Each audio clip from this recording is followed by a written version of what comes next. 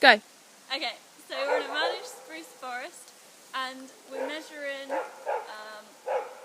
plant diversity of plants on the ground, and that includes plant abundance, species richness, and percentage cover.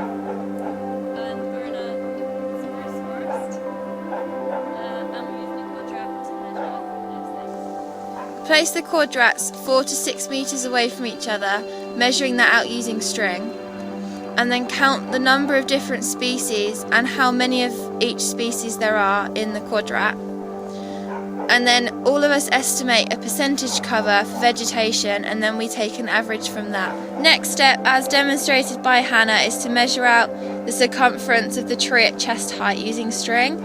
You then measure that up against the tape measure, and that is your measurement, and you measure and identify every tree within a metre of the quadrat. Every quadrat is placed 4 to 6 metres away from the previous one, and that's measured out using string.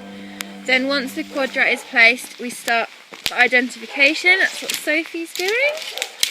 So for the identification, we ID all of the different species of plant that we see in the quadrat, and we count the number of individuals, and then we write it up on a little chart.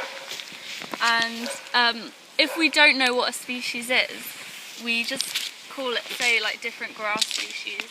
We label it as like grass A, and then we make a description for grass A and take a sample so we can identify it later on in the lab.